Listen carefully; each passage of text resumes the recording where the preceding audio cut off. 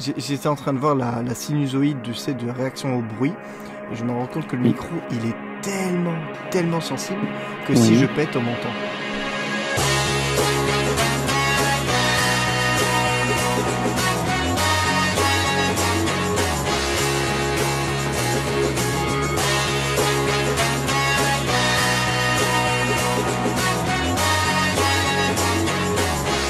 Bonsoir, bonjour à tous et bienvenue dans ce deuxième numéro de ce petit podcast audio sans grande prétention. Enfin, bonsoir ou bonjour en fonction de leur... Exactement, c'est ça la magie des podcasts, vous l'écoutez quand vous voulez. Bonsoir Georges. Bonsoir, comment vas-tu? Mais ça va et toi? Mais très bien, écoute, je me suis tapé... Fait plaisir. Ça fait plaisir, ouais. On va démarrer vite fait en introduction avec cette merveilleuse nouvelle que tu m'as annoncée toi-même vendredi soir. Une exclusivité mondiale après tout le monde. Mais grave, oui, ça sert de pas avoir internet, c'est parce qu'on est au courant après tout le monde, mais c'est grâce aux amis qu'on est au courant et c'est ça le principal.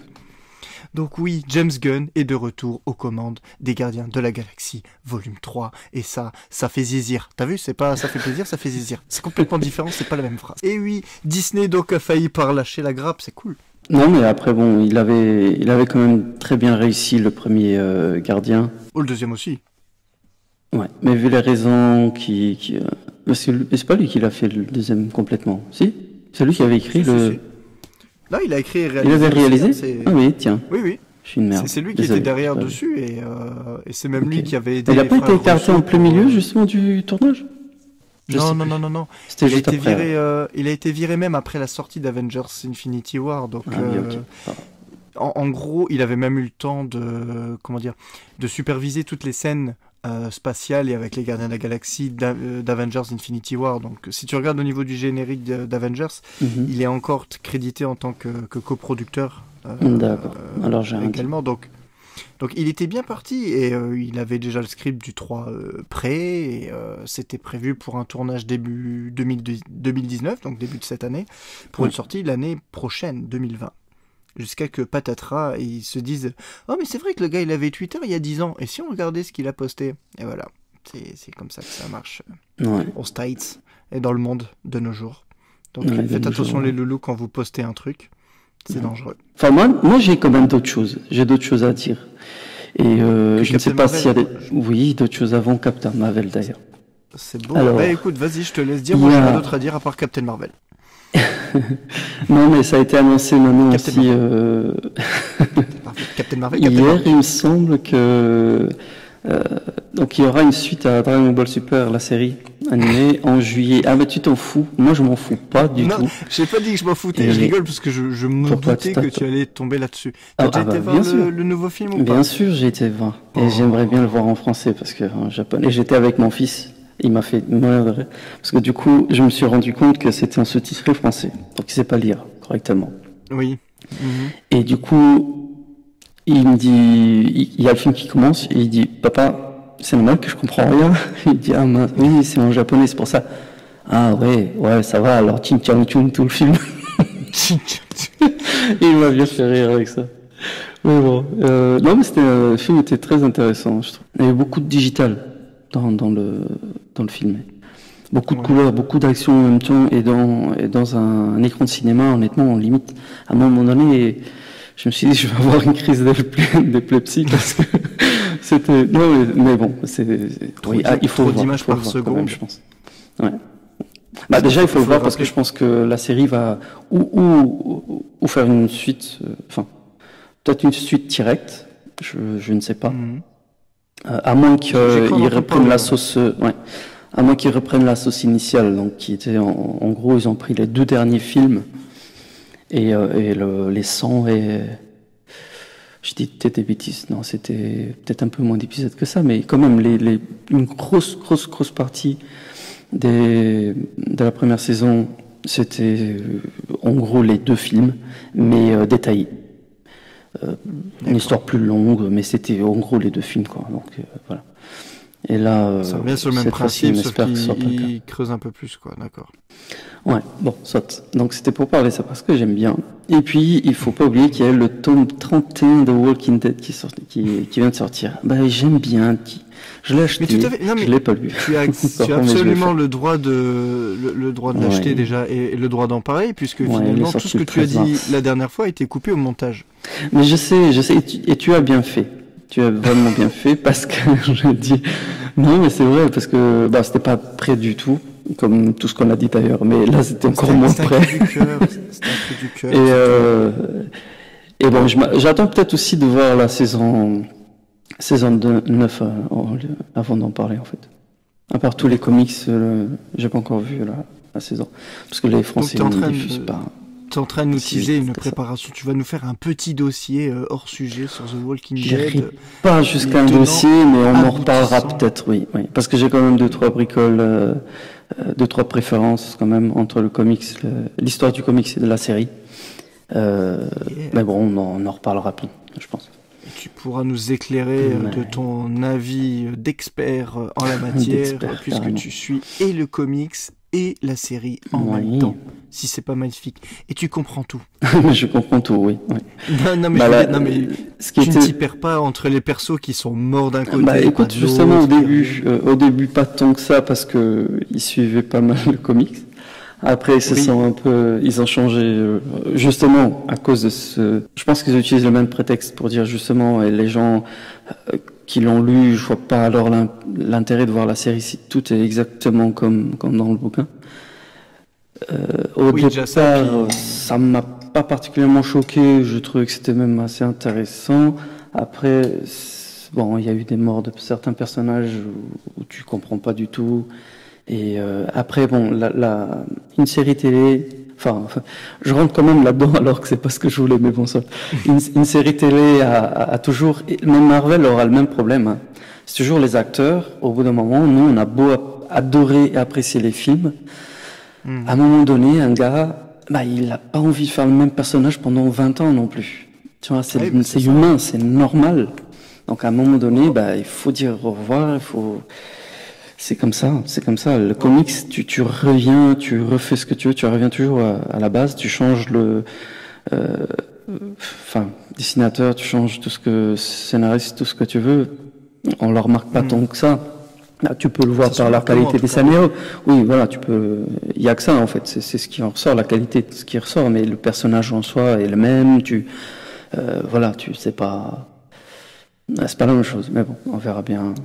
Comment ils vont faire d'ailleurs on verra. Je pense que Wolverine ce sera le premier personnage très très très important à changer de visage.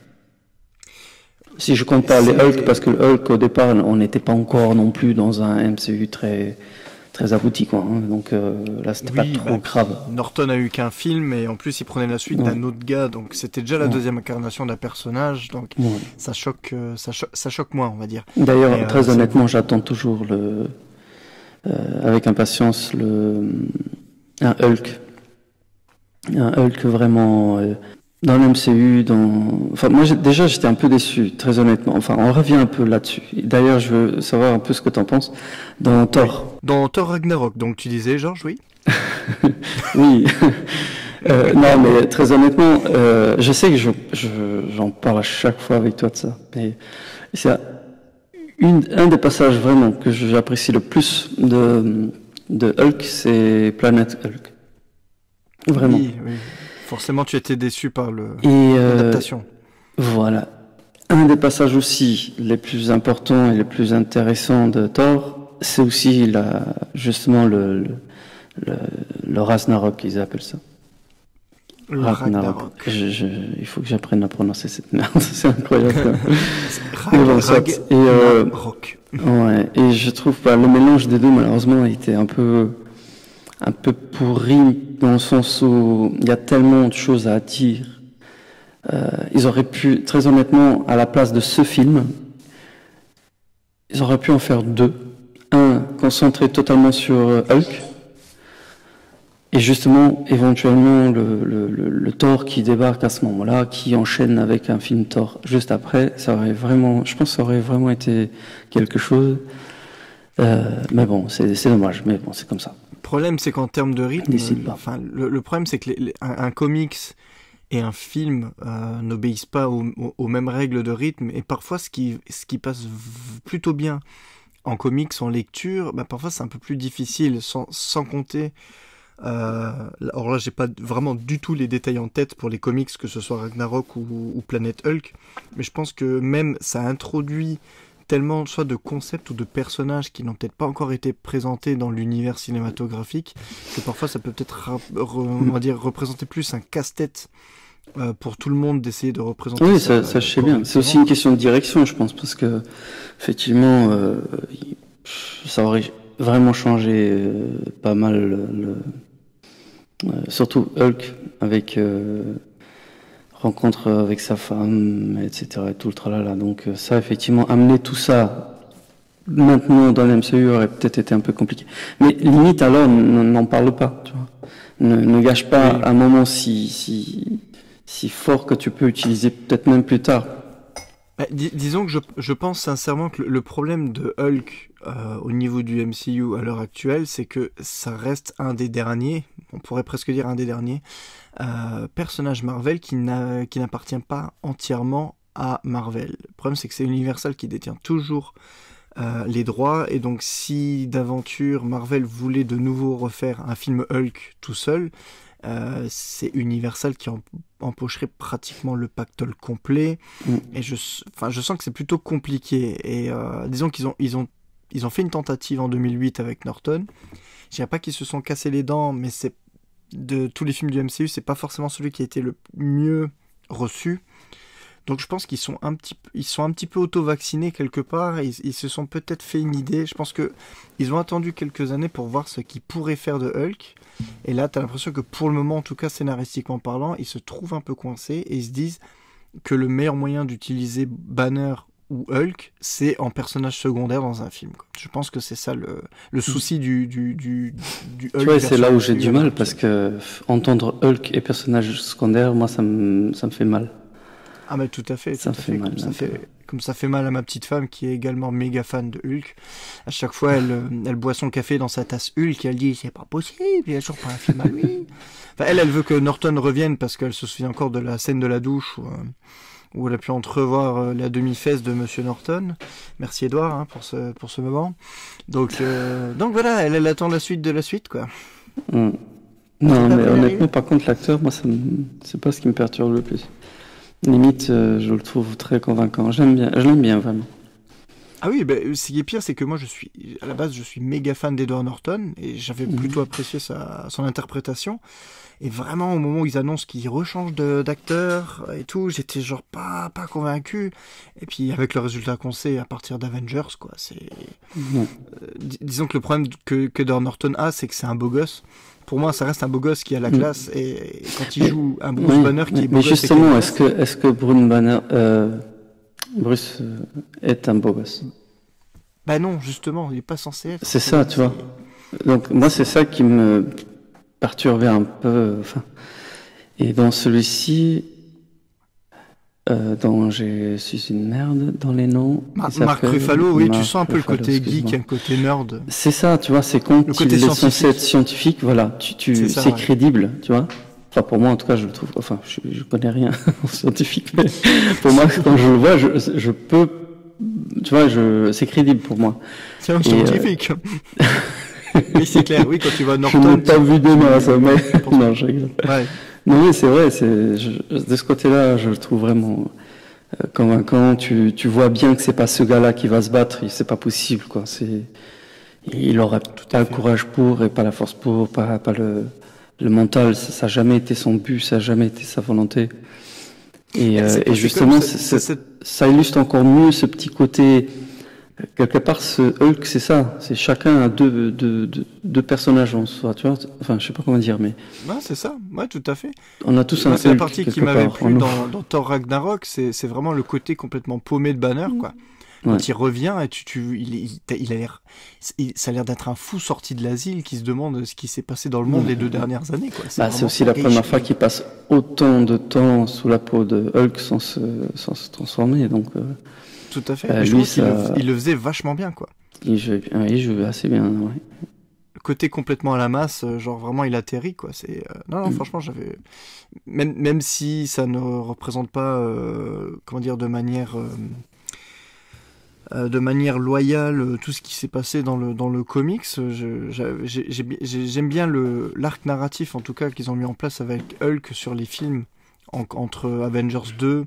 Le fait qu'il décide de s'exiler, le fait qu'on le retrouve sur Sakaar en tant que gladiateur, complètement paumé. Il revient dans le 3, il se fait défoncer par Thanos, minute 2, minute 3, Hulk qui se casse, tu le vois plus. Il y a plus que Banner qui est tout seul et qui se dit mais putain viens. Et le mec il dit mais va te faire voir. Et puis après voilà, minute 4, il revient dans Avengers 4 et puis bim, il va nous montrer de quoi il est capable. Ah je l'espère. Mais oui, je le sens bien. Je le sens bien. Je regarde pas de bonne annonce exactement pour ces raisons-là, tu vois. Bah écoute, j'ai craqué de toute manière, j'ai tout regardé. Tu es une merde. Je suis une grosse merde. Non mais en fait, ce qu'il y a, c'est que je me suis souvenu, déjà le mec qui cherche des excuses, je me suis souvenu que j'avais regardé en fait, pour Avengers Infinity War, tous les trailers, mais pas les spots TV. Et déjà à l'époque, j'avais trouvé qu'ils avaient plutôt bien joué leur coup, parce que habituellement les trailers c'est vrai spoil énormément, et je trouvais que pour Infinity War ils s'en étaient pas trop mal sortis. Et là pour Endgame je ne te donnerai aucun détail parce que je sais très bien que tu ne vas en avoir aucun, mais mis à part peut-être un micro détail que j'aurais peut-être préféré découvrir sur les 3 trailers qu'ils ont montrés, c'est difficile de faire des connexions. Donc, disons que tu vois des moments, apparemment, en tout cas, ce qu'ils ont annoncé, c'est que toutes les images des trailers se concentrent sur les 25 premières minutes du film. Ce qui est plutôt bon signe quand on parle d'un film qui va durer 3 heures, en toute logique. Et je suis saucé au taquet, quoi. Là, je sais que maintenant, à partir de maintenant, n'importe quel trailer qui sortira, je ne regarderai plus. Je pense que j'ai vu suffisamment pour étancher ma soif, on va dire. Mais voilà, je suis saucé. Bon, je l'étais déjà, hein, comme on en a déjà parlé. J'étais déjà saucé. Là, je suis encore plus. Je n'en peux plus d'attendre vivement dans 36 jours. 36 jours, 21h et 6 minutes, les gars. Franchement, je n'en peux plus d'attendre. On va revenir au présent de Marvel pour le moment. Donc, on va parler de Captain Marvel, oui. Je me sens comme un Flerken avec un morceau de... Ah, j'ai déjà failli spoiler. Est-ce qu'on fait une partie sans spoiler dans un premier temps et une partie spoiler, ou en fait on part du fait que maintenant tout le monde l'a vu et que si vous l'écoutez, non, écoute, là on peut commencer déjà par le fait qu'on est au deuxième week-end d'exploitation. Il y a 760 millions de dollars déjà, et ça c'est beau. On avait préparé. Bon. On avait préparé nos chiffres, 762 83 000 dollars estimés à hier, donc c'est plutôt pas mal en sachant qu'on est qu'à la 2e semaine d'exploitation, tout à fait. J'avais un peu peur pour le film de base, du fait de son placement en 6 mois et demi d'Avengers. Je me suis dit, c'est chaud quand même, parce que ça laisse pas beaucoup de temps au film pour respirer, mais c'est vrai qu'en même temps, il profite de l'effet pré-Avengers. J'ai envie de dire, un peu comme Black Panther à l'époque. En même temps, attends, une chose que je me suis dit d'ailleurs, je sais pas pour toi, hein, mais tu sais que, un peu comme dans les comics, je trouve que c'est ce Captain Marvel là, pour les gens qui n'ont jamais suivi tous les films Marvel, mais qui commencent à s'intéresser un peu, peut-être parce qu'ils ont lu une info, ou parce que ça se parle, on en parle de plus en plus aussi, hein. Oui, ça peut être un point d'entrée, tu vois. Ça peut être un excellent point d'entrée, parce qu'en plus, comme il prend place dans le passé, c'est vrai que officiellement, t'es pas obligé d'avoir vu tous les autres films pour vraiment comprendre. Non, mais c'est surtout... oui, il y a ça. Il y a surtout le fait que on parle, d'après les rumeurs, parce que malheureusement, je suis quand même tombé sur quelques rumeurs. On parle ici de certaines espèces, on va dire ça, pour pas spoiler pour l'instant. Si tu parles d'une espèce en particulier, elle fait partie de la promotion du film, donc on peut en parler déjà librement si tu parles des Skrulls. Oui, éventuellement. Des Skrulls, voilà, oui. Non, parce que il faut savoir, Georges, que tu es à peu près seul au monde à vraiment réussir à te couper entièrement. Mais non, tu es avec moi. Je suis sûr que ta chérie n'est pas loin. Ça fait plaisir. Ouais. Mais tu vois, j'ai dit quand même, ça fait plaisir, quel connard. Mais, ça fait 3 fois que je le dis, alors non, c'est mais pas grave. Non, mais je trouve vraiment, hein, ça peut vraiment être un point d'entrée intéressant où tu vas justement avoir quelques petites pièces du futur de Marvel au cinéma, quoi. Forcément, ça passera par là. Donc ça peut être un bon point d'entrée sans avoir à te taper tous les films, quoi. Tout à fait. Et donc, si tu devais résumer ton impression sur Captain Marvel, genre ce que tu as ressenti à la sortie de la salle, mais sans spoiler, voilà. Qu'est-ce que tu dirais sur ce film? Qu'est-ce que je dirais? Bah écoute, pour ceux qui ont entendu le premier épisode du podcast, exactement ça. Pas plus ni moins. Et honnêtement, c'est ça qui m'a le plus, vraiment le plus plu en fait du film, c'est ça. C'est le fait d'avoir découvert un nouveau personnage. Sans que ça me donne trop de pistes ou de direction, on va dire, pour le prochain Avengers que j'attends aussi impatiemment. Tout à fait. Et en même temps, une question que beaucoup se sont posées et je me suis aussi posée, c'est d'où sortait cette télécommande des mains de Nick Fury. Oui. Et ce Viper, effectivement, tu dis mais qu'est-ce que c'est que ce truc? D'où ça sort? Pourquoi on n'a jamais entendu parler? Et là, tu comprends pourquoi et comment. Et d'ailleurs, c'est bien amené. Honnêtement, j'étais bluffé vraiment par la façon dont ils ont un peu, comment dire, ils ont un peu simplifié là, parce que entre-temps, j'ai acheté aussi le comics Captain Marvel pour voir un tout petit peu son histoire. Et effectivement, j'ai déjà compris 2-3 détails qui ont pas mal changé dans les films, mais ça reste pas, enfin, ça ne changera pas des masses le personnage en lui-même. Hein, je veux dire, ses motivations, la façon sa façon de se battre, etc. Ça changera pas à cause de ça, mais bon, ça, effectivement, ça donne déjà des petits, tu vois déjà des petits détails. Ouais. Après le rythme, en fait, je trouve le rythme est bon, hein, vraiment. Le rythme est bon du début à la fin. Je trouve que tu t'ennuies pas. Les scènes les plus, ouais. Je trouve quand il n'y a pas assez d'action et quand c'est calme, il y a un dialogue qui t'amène quelque chose, tu vois. Ouais.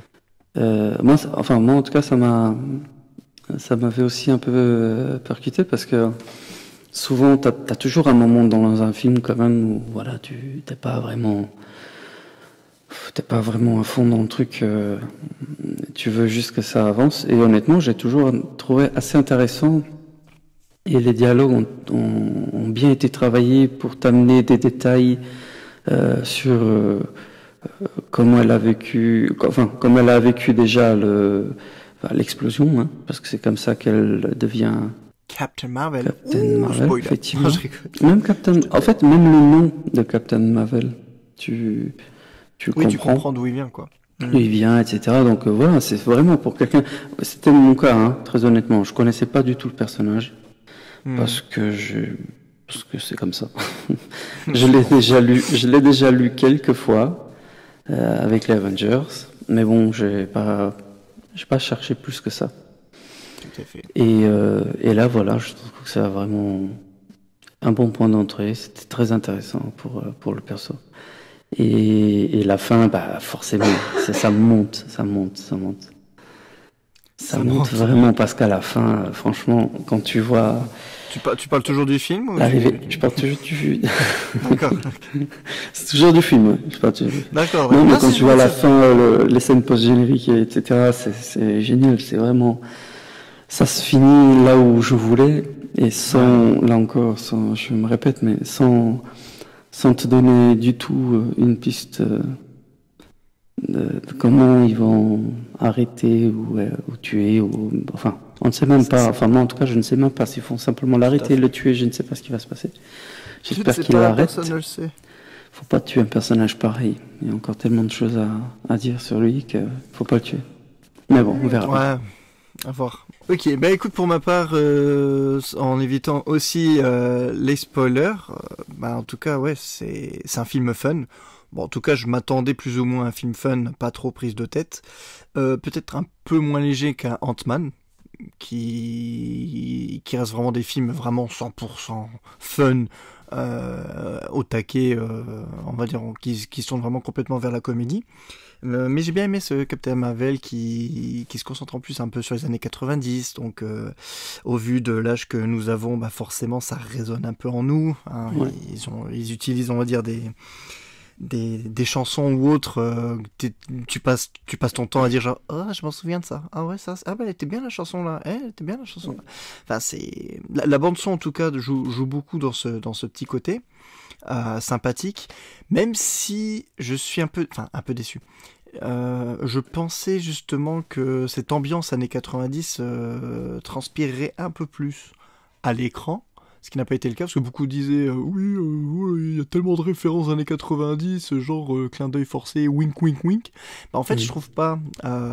Bon, ça c'est pas un spoil parce qu'on le voyait dans la bande-annonce, mis à part le fait qu'elle débarque, qu'elle atterrisse entre guillemets, qu'elle s'écrase dans un vidéoclub. Oui, mais c'est ça. En fait, je trouve qu'ils n'ont pas eu beaucoup d'efforts à faire pour dire on est dans les années. Oui, c'est ça. Ils n'ont pas dit voilà, on est dans les années 90. Tu le vois. Et c'est ça qui fait que c'est bien fait, c'est que tu le vois. Tu le sens.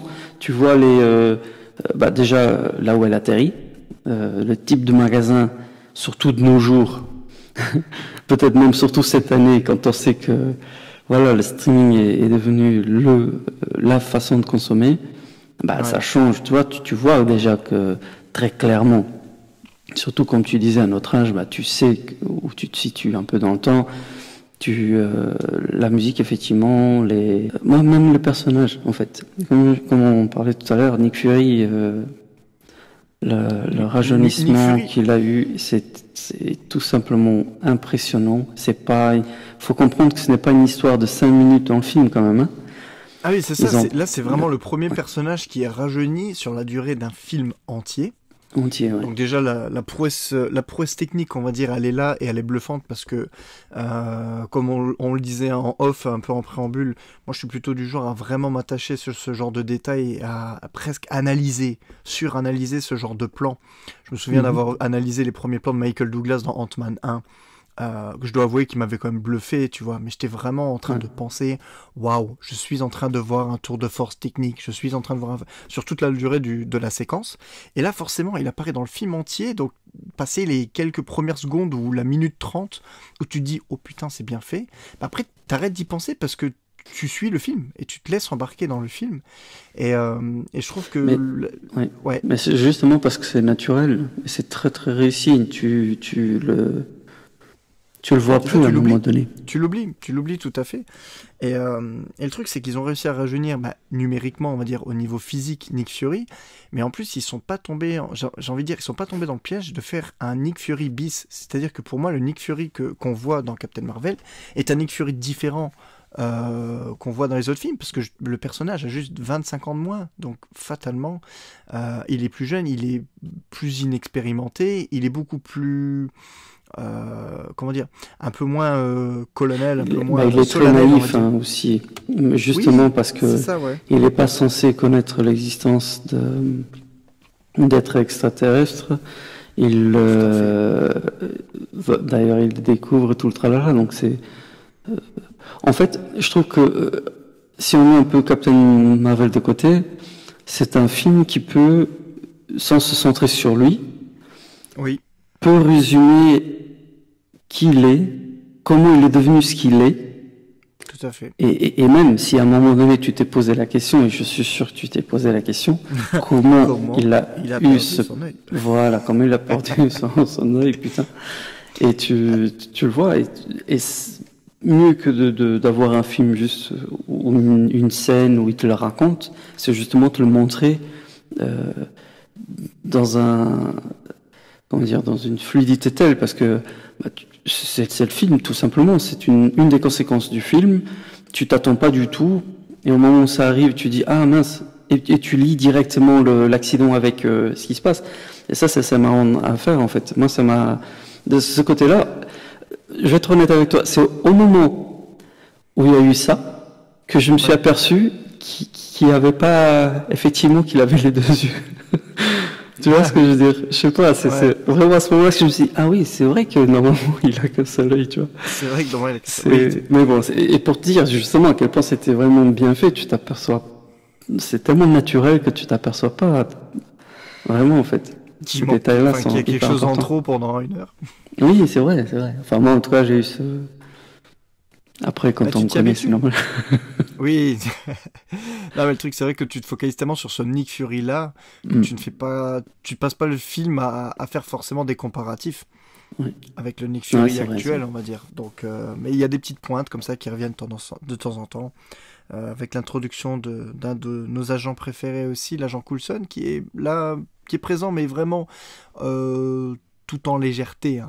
C'est vraiment plus presque un caméo qu'autre chose. Mais ça fait plaisir de voir ce bon vieux Phil au cinéma. Ça change un peu. Surtout que moi, comme j'ai pas encore regardé la série Agent of Shield, du coup, j'ai absolument pas regardé, effectivement. Exactement. Pas un épisode, très honnêtement. Sacrément en retard, mais bon, c'est pas, on va dire, c'est pas grave. Ah, d'ailleurs, puisqu'on en parlait tout à l'heure, les Skrulls et tout, sont introduits dans la série. D'accord, ouais. Si je ne me trompe pas. Je ne savais pas. Ouais. C'est tout à fait possible. Ouais. Je n'en sais pas plus. Écoute, je te propose qu'on passe en mode spoiler, parce que de manière, bon, on a dit que tu avais apprécié le film, que j'avais apprécié le film. Sans rentrer dans les détails, ça va être difficile. Donc, on peut rentrer un peu plus dans les détails maintenant. Et je pense qu'on va parler des Skrulls. Hein, c'est une transition toute trouvée. En tout cas pour moi, je pense que pour toi aussi, parce que bon, on connaît quand même un peu les comics, même si on les connaît pas toujours forcément dans le détail. En détail, oui. Mais pour moi, c'était la première et surtout une des plus grosses surprises du film, c'est que les Skrulls dans les comics sont des méchants. Ils te vendent dans la promotion du film les Skrulls comme les méchants du film. Et en fait, non, tu te fais avoir parce qu'en finalité, ils sont gentils. Oui, enfin, n'est-ce pas? En fait, moi, j'ai eu ça, oui, voilà, c'est ça le truc. C'est que j'ai eu aussi ce réflexe à un moment de me dire, ouais, mais normalement, ils sont censés être méchants et tout le tralala. Bon, il y a quand même, il faut pas oublier qu'il y a quand même des pistes et je ne sais pas vraiment, je ne sais vraiment pas où ils vont aller, mais si ça se trouve, les Skrulls sont déjà parmi nous depuis un moment et on le saura peut-être après. Et mais en tout cas, ce film-là, en tout cas, ce capitaine, je sais pas si on peut dire ça, c'était un capitaine, je crois, non?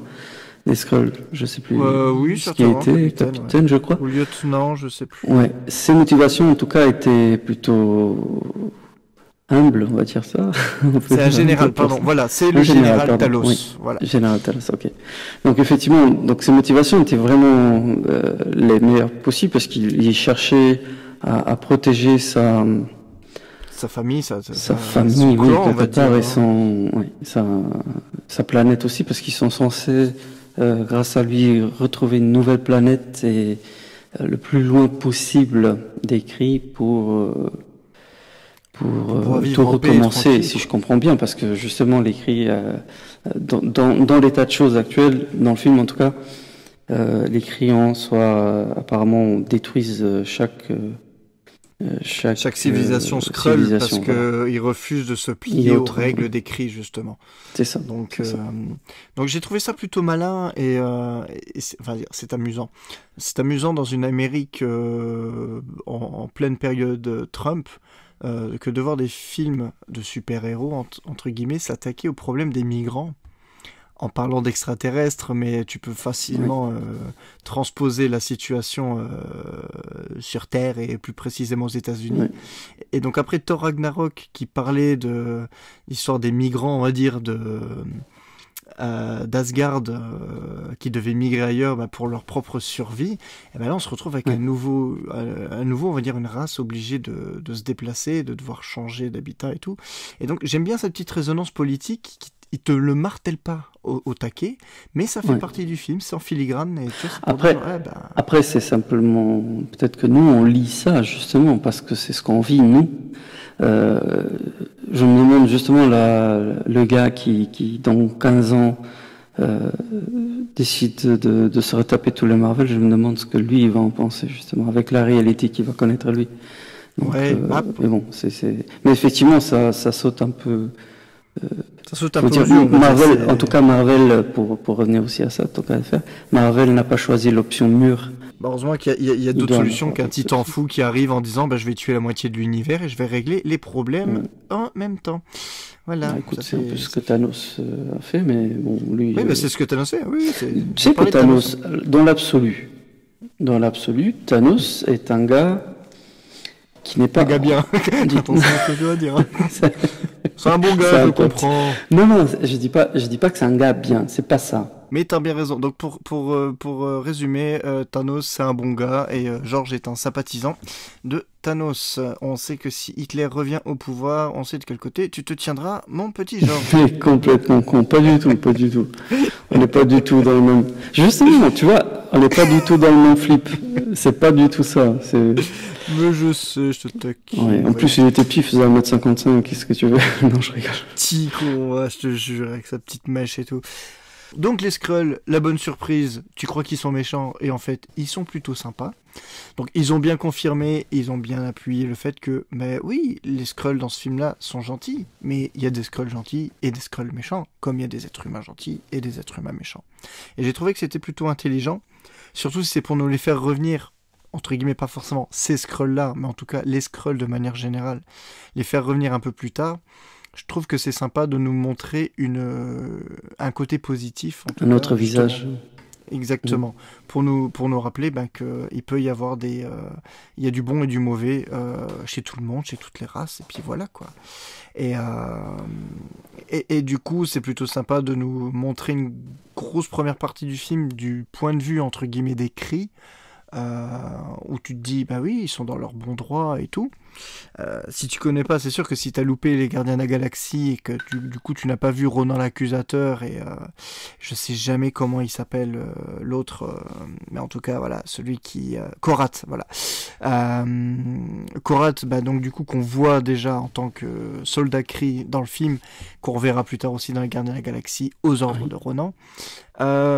Si on accepte cette partie-là, on se dit bah les Kree c'est les gentils et tout. Et en finalité, non, ce sont des enfoirés. Et c'est bien de suivre le cheminement un peu de l'héroïne qui est à la recherche de son passé, qui nous permet aussi d'avoir des séquences un peu à la Deadpool. Je sais pas si ça t'a fait penser à la Deadpool, genre premier film sur un super-héros, on te raconte ses origines, mais pas forcément dans l'ordre complètement chronologique pour éviter un petit peu le rabâchage, de dire oui, c'est toujours la même chose, quoi. Ouais, effectivement, c'est vrai. Ouais. Bah, ça m'a. Ouais, enfin, déjà, tu gardes un côté surprise. Et après, ça tombe dans le sens, en fait, dans ce film. Si tu. Parce qu'elle n'a pas de mémoire. Voilà, c'est ça. Elle n'a pas la mémoire vraiment bien en place. Tu sens. Elle a des petits flashs par moment où elle ne sait pas vraiment lier ça correctement. Et plus elle apprend sur elle-même. Forcément, plus ça se remet en place et du coup, non, en fait, pour moi, ça m'a pas forcément. Je trouve que c'était vraiment la bonne façon de faire parce que justement, c'est la meilleure façon de faire passer ce message-là au cinéma. En fait, quelqu'un qui perd sa mémoire en général ou qui a un peu sa mémoire, un peu tout plein de flashs, un peu dans le flou. C'est un peu comme ça, c'est à force d'apprendre sur elle-même qu'elle va justement tout remettre le puzzle en place, voilà, c'est ça. Ouais. Le seul petit point négatif peut-être que j'apporterai, c'est que justement on n'en sait pas beaucoup plus que ça sur elle à la fin du film, c'est-à-dire que même elle à la fin du film, on te dit vite fait que en fait elle récupère ses souvenirs. Mais c'est vrai qu'on connaît pas trop la Carol Danvers d'avant l'accident, mis à part ces quelques flashs justement. On sait que c'est une femme qui est déterminée et tout, mais c'est vrai qu'on connaît pas trop sa vie, quoi. Mais en fait, en soi, elle n'était pas, sans vouloir être méchant, elle n'avait pas une vie forcément intéressante, spéciale. Non, dans le sens où ce qu'il y avait à montrer, ils l'ont montré. C'est-à-dire qu'elle, si elle avait du caractère, elle avait envie. C'était une période aussi où les femmes étaient vues forcément comme inférieures à l'homme, donc du coup tu vois quand même qu'elle a passé des moments de galère pour montrer qu'elle était capable de piloter en plus. Tout à fait. Voilà, donc il y a eu autant qu'être humain, on va dire, il n'y a pas eu beaucoup plus. Il y a eu l'amitié, donc il y avait son amitié. C'est un peu ça qu'il y avait à raconter. Tu n'as pas, en tout cas, peu importe ce qui a pu se passer dans sa vie, ça n'a pas amené là où elle est, puisque c'était un accident à proprement parler. Et c'est à partir de cet accident-là, avec quelqu'un en plus qu'elle admirait et qu'elle apprend d'où elle venait, qui elle protégeait, etc., de ses origines aussi, bien sûr. Ça, je pense que c'est à partir de là qu'elle naît vraiment en tant que Captain Marvel. Tu vois ce que je veux dire? Ça n'a pas tout ce qui peut. Enfin, je pense que s'il faut un film maintenant sur ce qu'elle faisait avant et qu'est-ce que tu veux, ouais, elle est née, elle a eu un père, une mère et un petit ami à un moment donné qu'elle a peut-être laissé tomber. Ça changera pas ça. Donc je pense que le film ils ont vraiment centré. Ils ont été à l'essentiel. Voilà, ils ont été vraiment à l'essentiel. Donc, ouais, je pense, non, de ce côté-là, ça m'a pas. Après, à la fin, j'ai pas eu cette, enfin, à moins que j'ai pas compris ce que tu voulais dire, mais j'ai pas eu cette sensation qu'elle avait retrouvé la mémoire complète. Je pense qu'elle a surtout compris ce qui lui est arrivé et qu'elle accepte mieux le fait de pas se rappeler de tous les détails. Après, elle sort quand même quelques détails à la fille de Maria Rambeau. Oui. Sa copine. Elle lui sort quelques détails, donc tu as l'impression en tout cas qu'elle se retrouve et que si elle n'a pas retrouvé tous ses souvenirs, en tout cas les souvenirs les plus déterminants sont justement, moi ces détails-là, c'est comme la façon dont elle l'a appelé, si je ne me trompe pas, c'est ça, tu me dis ça. Oui, non, mais ça en fait, je pense que c'est plutôt parce qu'elle a retenu tout bêtement la première fois que la petite la voit. Donc elle ne sait pas qu'elle n'avait pas la mémoire qui partit en vrille, on va dire ça. Il me semble qu'elle l'appelle comme ça, tu vois. Et je pense qu'elle a simplement lié ça et qu'elle a compris qu'il y a eu une certaine affinité entre les deux. Elle a peut-être, enfin, je sais pas. Moi, je l'ai vu plus comme ça, tu vois. Ouais, il faudrait avoir un autre visionnage, on va dire, pour s'en assurer. Mais en tout cas, je pense qu'il laisse peut-être délibérément cette zone un peu floue justement par rapport à un deuxième film, parce que comme tu le disais, c'est vrai qu'une grosse possibilité d'un deuxième film serait de faire encore un film préquel, c'est-à-dire encore un qui se passe dans les années 90, purement spatial ou un truc comme ça, quoi. Donc, après, l'année en elle-même n'aurait pas tellement d'importance dans le sens où, à la fin de ce film, on sait ce qu'elle fait, on sait où elle va. Et on sait quel est l'enjeu, en fait. Oui, donc, et c'est cet enjeu-là qui peut être de taille et qui pourrait être intéressant à raconter dans un film. Après, c'est quelque chose qui, en général, je pense que c'est quelque chose qui pourrait prendre vraiment du temps, en fait. Je pense pas qu'elle est arrivée, bam, en 2-3 jours, elle a réglé le problème. C'était beaucoup plus complexe que ça. Elle est parvenue après 25 ans, parce qu'on peut se dire que si elle avait réussi tout de suite son truc, elle serait revenue sur Terre.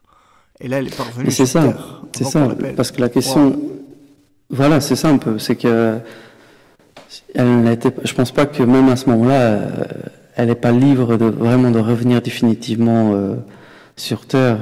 Surtout que, enfin, le film, très honnêtement, ne montre pas forcément qu'elle se sent trop hyper chez elle, en fait.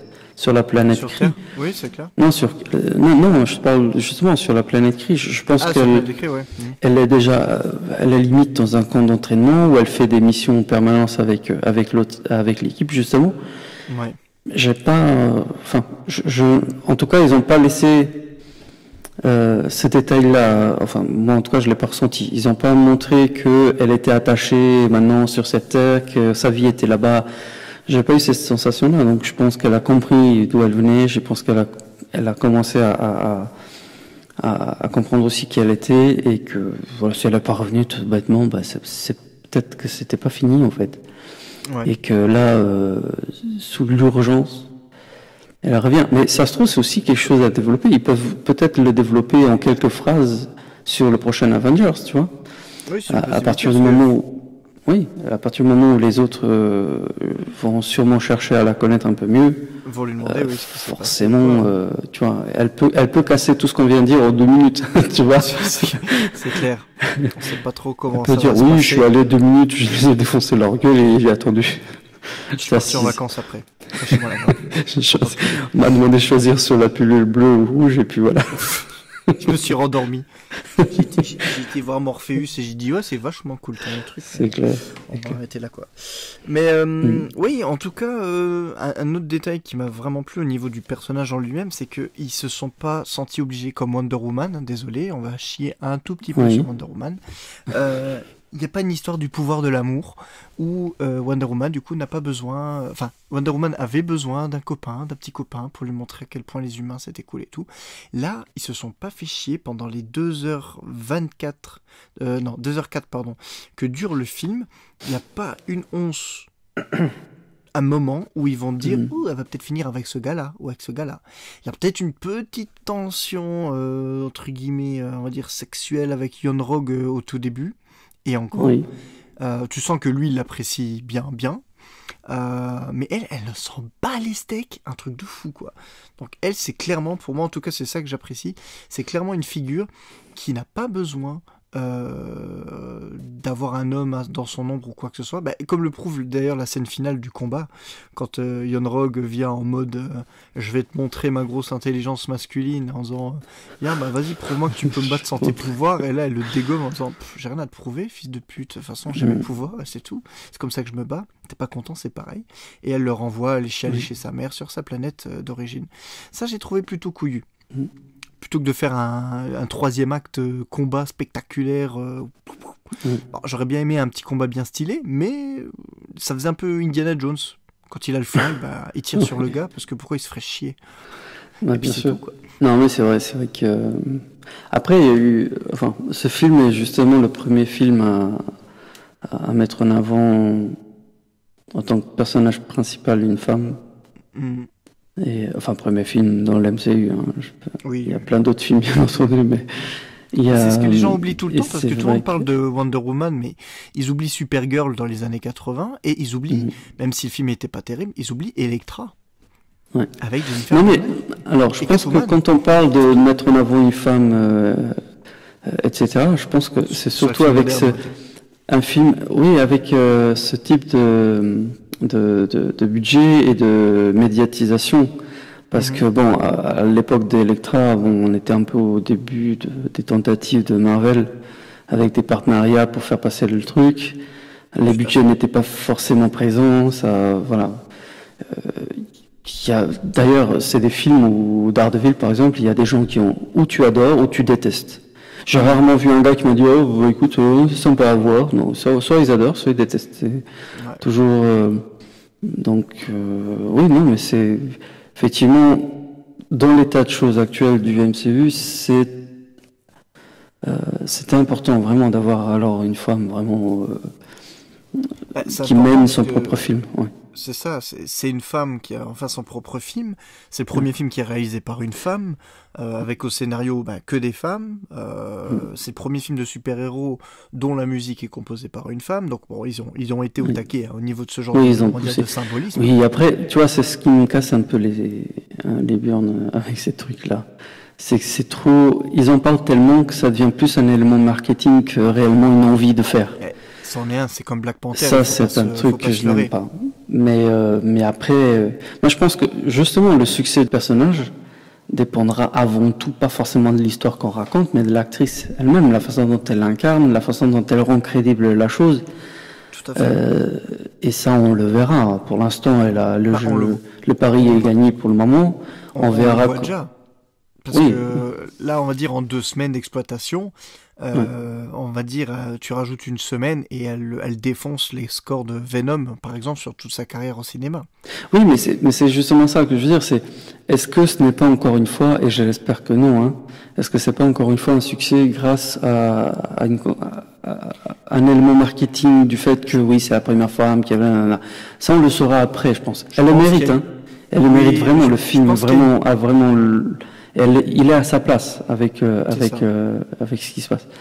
Et je pense qu'il y a Mais une partie du succès qui doit être mis au crédit du fait que ce soit un super-héros, enfin un film de super-héros avec un personnage féminin principal et tout ça.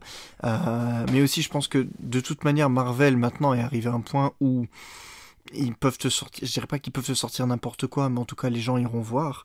Et là aussi, ben, c'est un film qui a été teasé à la fin d'Avengers 3, qui a été un succès énorme. Et tu sais très bien qu'il sera lié à Avengers 4, qui sera très certainement un méga succès énorme. Donc il y a aussi ce truc que les deux Avengers ont joué dans la présentation du personnage et dans le fait qu'on sait qu'elle va être importante. Justement, c'est tout un... En fait, c'était le moment parfait pour sortir ce film-là. Parce que tu lui donnes... En fait, il y a tellement de choses qui peuvent amener les gens à aller le voir. Tout à fait. Autre que le fait que ce soit une femme, que tu... Je pense, justement, c'est peut-être pas encore le bon moment pour dire est-ce que une femme, aux yeux vraiment du public, peut ou pas mener un film intégral seul, sans problème. Pour moi, oui, c'est pas du tout le problème. Hein. D'ailleurs, j'attends vraiment Enfin, je pense que c'est déjà dépassé le stade de rumeur. Hein. Il y a vraiment un film en préparation avec Natasha. Oui. Ouais. Non, effectivement. Mais c'est un peu une arlésienne. Ça fait plusieurs années qu'ils en parlent, le développement et tout ça. Mais là, c'est sur les rails en tout cas. Et puis, je pense que le succès de Captain Marvel va pousser Marvel justement à continuer dans cette direction. Ouais. Non, honnêtement, c'est un personnage que j'apprécie beaucoup aussi et il y a pas mal à en dire. Et rien que pour la scène, enfin je sais pas ce que tu en as pensé, enfin là je reviens un peu à Natasha du coup, mais la scène où elle reçoit l'appel, où on dit voilà, maintenant on a besoin de toi, et qu'elle se débarrasse de tout le monde, toi, parce que je veux dire, dans Avengers 1 je crois, c'est c'est un personnage qui peut être intéressant. Tu peux sortir un film sur elle sans forcément casser trop tu peux en fait faire une histoire à part. Bon, là encore, je ne suis pas sûr que la sauce de revenir toujours dans le temps soit applicable à tout le monde tout le temps. Faut pas très honnêtement. Fasse trop non plus. Ouais, faut pas qu'ils abusent de ça. Maintenant, en tant que personnage, pourquoi pas une genre d'histoire où elle doit, je ne sais pas, retourner pas dans le passé soi-même, mais justement au début pour un peu à la Wolverine, tu vois. Elle revient aux sources pour régler un problème qui lui est personnel, tu vois, des trucs dans le genre, qui se centre du coup sur son côté un peu d'infiltration et tout le travail. Ça peut être vraiment intéressant. Hein. Et l'actrice, elle aura aucun mal à porter un film, hein, je pense. Hein. Non, elle l'a déjà prouvé plusieurs fois, donc ça peut être vraiment bien. Et puis on dit en tant qu'héroïne vraiment de film d'action. Non, je pense que ça serait un coup à jouer de Marvel de faire un film de super-héros sans super-pouvoir. Ça, aussi. Il s'y était bien essayé avec, on va dire avec Captain America, Winter Soldier. On va dire bon, ils avaient quand même des capacités un peu surélevées. Mais si t'enlèves Bucky et Steve Rogers, personne n'a des pouvoirs de base. Même si tu vois des trucs de fou, hein, on est d'accord. Mais ça avait un petit côté un peu. Non, mais justement, en fait, ça donnera déjà un genre de film qui a pas été, tu vois, comme tu disais, espionnage, il n'y a pas eu tant que ça, tu vois. Non, ça peut être un film totalement un autre genre. Comme il y a, en fait, dans l'MCU, t'as tout, t'as de l'action pure et dure, t'as beaucoup t'as de l'horreur avec des poules. Non, je rigole. Non, mais il y a de la comédie, tu vois, pourquoi pas, tu vois, un film d'espion. En plus, ça va très bien avec le personnage, ça peut être très intéressant, ouais. C'est clair. Non, c'est clair. Mais bon, en tout cas, on est d'accord qu'en tout cas, là, ils ont présenté un personnage qui va être déterminant pour l'avenir. On parle pas seulement d'Avengers 4, même si il va être important pour Avengers 4. Mais surtout, ça va être le capitaine, entre guillemets, amené à régner peut-être sur les 10 prochaines années du Marvel Cinematic Universe, sachant qu'on ne sait pas encore ce qu'il va advenir de Captain America. Et d'Iron Man, parce qu'on va dire c'est sur ces deux principaux personnages que les doutes sont permis pour le prochain film. Vont-ils survivre ou pas, ou vont-ils prendre leur retraite, on ne sait pas trop.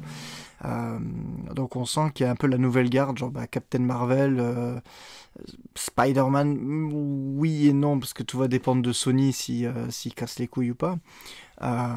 Et Black Panther, on va dire, il y a déjà là un bon trio qui peut être encore renforcé par Doctor Strange par exemple, sans compter que les X-Men vont pouvoir arriver, les 4 Fantastiques vont pouvoir arriver, donc là je pense vraiment que c'était le dernier film entre guillemets. Captain Marvel, on peut dire que c'est presque le dernier film standard de Marvel comme on l'a connu ces 10 dernières années. Avengers 4 risque de entre guillemets de tout détruire, en tout cas de redistribuer toutes les cartes. Et Dieu sait ce qui va se passer. Oui, ce sera un peu la fin la fin d'une ère, quoi, comme on dit. D'une ère, oui. La fin de 10 ans de films d'une certaine manière, on va dire, et là ils vont peut-être attaquer. Ils vont attaquer la suite en tout cas, quoi. Donc voilà. Écoute, pour ma part, je pense qu'on a à peu près tout dit. Est-ce que tu as peut-être des choses à ajouter? Non, écoute, sur le film, je pense qu'on avait effectivement tout dit. Allez le voir, hein, pour ceux qui ont quand même voulu entendre tout, avec les spoils. Mais bon, je pense qu'on n'a pas été trop méchants non plus. Hein, on a été assez léger. On n'a même pas parlé des scènes post-génériques, parce que j'ai envie de dire, allez les voir. Parce que, un petit peu, mais sans plus. La première, il faut voir, voilà, c'est tout. C'est La deuxième, c'est bien rigolo, ça n'apporte pas grand-chose, mais voilà. Oui. Et pour ceux qui ont peur justement de trop se spoiler, on va dire, sur l'Avengers, allez-y, hein, il y a rien qui... Ce sera même une pierre en plus qui se rajoutera, et ça vous aidera à comprendre beaucoup plus de détails. Oui, comme d'hab, de toute façon, et voilà. On sera tous impatients. Yeah. Bon, écoute, mon petit Georges, merci beaucoup pour tes avis éclairés. Ça fait toujours plaisir. Et voilà, boum, je l'ai ressorti. J'ai tout oublié. Voilà, ça aura le plaisir tant que tu veux. Le plaisir est partagé. On essaiera de se recaler encore au moins une fois dans l'intervalle de temps pour parler un petit peu de tout ce qui est activité, information et tout ce qui s'ensuit, avant le gros morceau qui sera le podcast à la sortie d'Avengers 4, puisque forcément ce podcast-là sera existant, voire même on va peut-être finir par poser congé le lendemain pour enregistrer le podcast en direct live, tout de suite à la sortie du ciné, parce que je nous connais, on est des fous. Là, on risque de faire un podcast de 3 heures. Quoi. Oui, ça va être compliqué de ne pas spoiler à ce moment-là, je pense, parce on sera tellement surexcités. Mais bon, on le dira.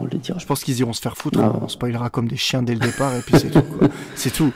On mettra un petit bandeau avant, et puis voilà, ils sont. Oui, c'est clair. Avoir Avengers avant, c'est vrai. Bon, écoutez, passez une bonne soirée ou une bonne journée. Bonne soirée, à la prochaine. Et puis à bientôt. À très vite.